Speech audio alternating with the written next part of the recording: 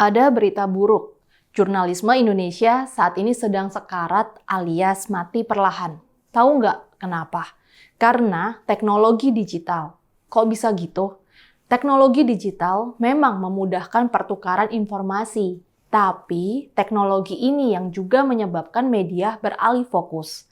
Fokus media sekarang bukan lagi kualitas konten, seperti konten yang informatif, mendidik, menghibur, atau kritik sosial.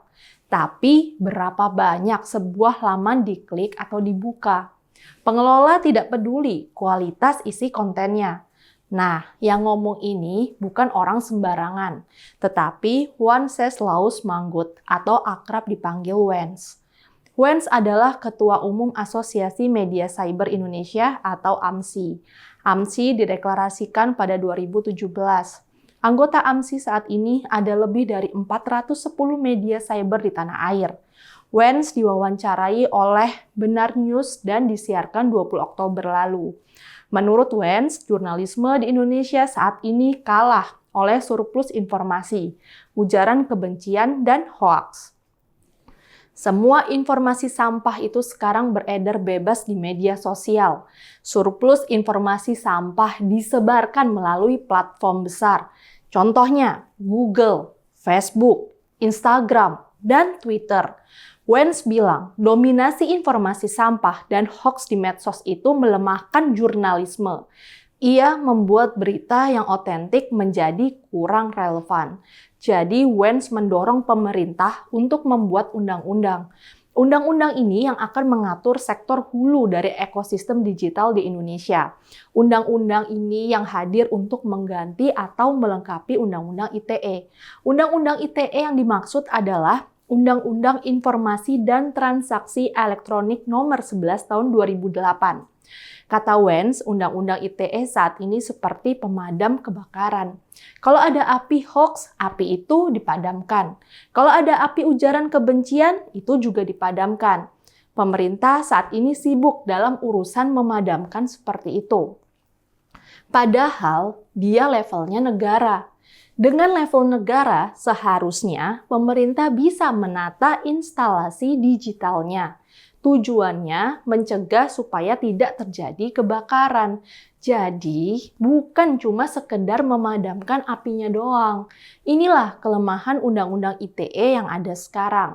Tindakan baru dilakukan ketika kerusakan sudah terjadi.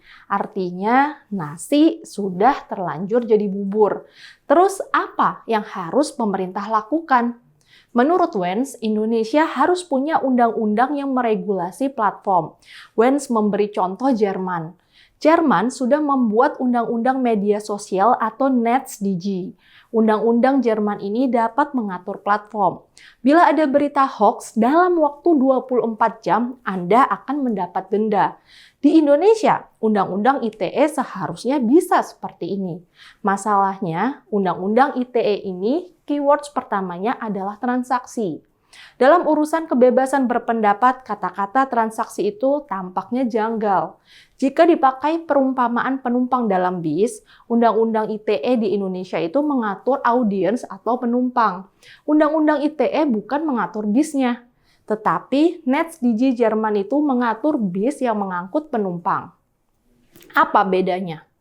Mengatur penumpang itu selalu post factum alias sesudah kejadian. Hoaxnya sudah menyebar lebih dulu. Nah, ujaran kebencian sudah beredar dulu. Kerusakannya sudah terjadi dulu.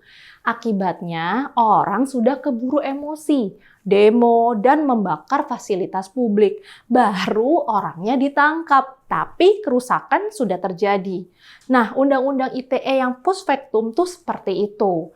Bedanya dengan NetzDG, Jerman menindak di hulunya. Kalau di hulunya platform yang diatur, maka platform akan cari cara supaya hoax itu tidak beredar. Kalaupun beredar, itu akan ditekan jangkauan dan penyebarannya. Jadi, kalau di Indonesia kontennya masih dibiarkan seperti ini, ya resikonya fatal. Industri media akan tergiring dalam ekosistem yang sekarang. Tinggal bikin aja konten receh, konten sadur, atau konten clickbait.